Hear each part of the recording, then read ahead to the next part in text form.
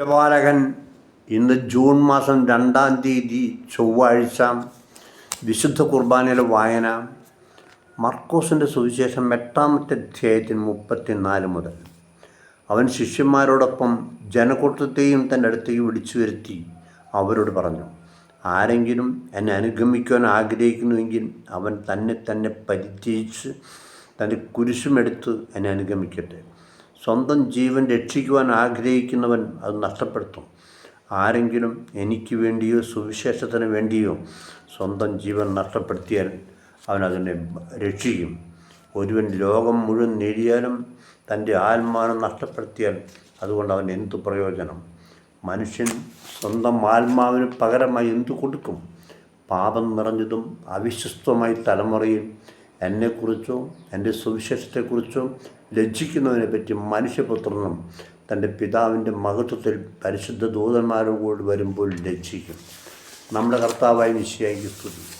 സ്നേഹം നിറഞ്ഞവരെയും, ഇന്നത്തെ സുവിശേഷത്തിൻ്റെ സന്ദേശം ലോകം മുഴുവൻ നേടിയാലും ആത്മാവ് നശിച്ചാൽ എന്ത് ഫലം എന്നാണ്.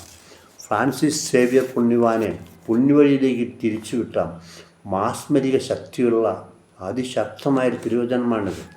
ഒരുവൻ ലോകം മുഴുവൻ നേടിയാലും സ്വന്തം ആത്മാവ് നശിച്ചാൽ എന്ത് ഫലം? സമ്പാദിക്കുന്നവൻ ലോകദൃഷ്ടിയിൽ ഭാഗ്യവാനാണ്.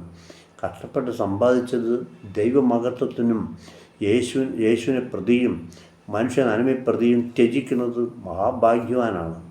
കാരണം അവൻ നേടിയത് അവൻ ഇഷ്ടപ്പെട്ടാലും ഇല്ല എങ്കിലും സമ്മതിച്ചാലും സമ്മതിച്ചില്ല എങ്കിലും മരണശേഷം മറ്റുള്ളവരുടെ കൈകളിലെത്തും. ഭക്ഷണം നൽകി പോഷിപ്പിച്ചതും അലങ്കരിച്ച് പ്രദർശിപ്പിച്ചതുമായ ശരീരം മണ്ണിൽ അലിഞ്ഞുതീരും.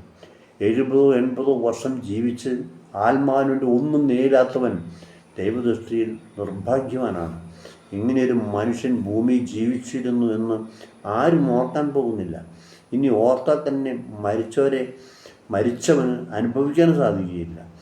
തിന്മ ചെയ്താണ് ഒരുവൻ സമ്പന്നനായതെങ്കിൽ കാലം വിളിച്ചു പറയും, സമ്പന്നൻ വെറുതെ കഷ്ടപ്പെട്ട് സമ്പാദിച്ചു എന്ന്. സ്വന്തം അപ്പൂപ്പൻ്റെ പേര് പോലും അറിയാത്തതാണ് പിൻതലമുറ. ഒരു പക്ഷേ പിൻതലമുറ അരസന്മാരും ദുർമാർഗികളും മദ്യപാനികളും ധൂർത്തന്മാരുമാകാൻ കൂടുതൽ സാധ്യതയുണ്ട്. ദൈവമുണ്ടെന്നും മരണാനന്തര ജീവിതമുണ്ടെന്നും അറിഞ്ഞ ശേഷം ആത്മാവിൻ്റെ സുരക്ഷിതത്തിന് വേണ്ടി ശ്രദ്ധിക്കാത്തവൻ ഭോഷനാണ്. അനുദിനം നടക്കുന്ന മരണങ്ങളും മരണാനന്തര ശുശ്രൂഷകളും ഓർമ്മക്കുറിപ്പുകളും ഇതാണ് നമ്മുടെ ഓർമ്മക്കുറിപ്പുകളാണ്. ഓരോ ദിവസവും മരണ ദിവസത്തേക്ക് അടുത്തു കൊണ്ടിരുന്ന സ്റ്റെപ്പുകളാണ്.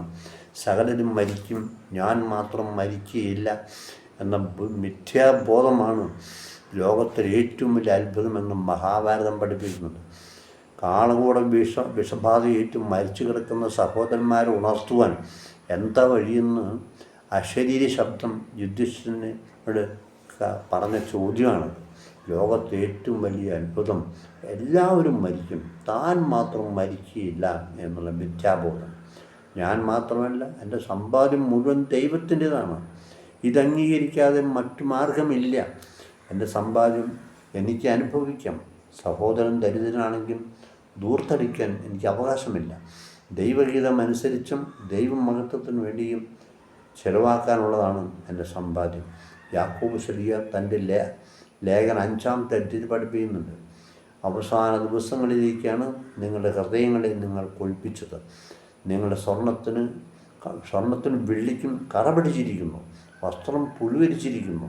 നിങ്ങളുടെ തിന്മകളുടെ അടയാളമാണ് നിങ്ങളുടെ സമ്പാദ്യം. വിളവെടുത്ത ജോലിക്കാർക്ക് കൂലി കൊടുക്കാത്ത പിടിച്ചു വെച്ച പണം ദൈവത്തിൻ്റെ കർണപടങ്ങളിൽ നിലവിളിച്ചുകൊണ്ടിരിക്കുന്നു എന്നാണ് പറയുന്നത്.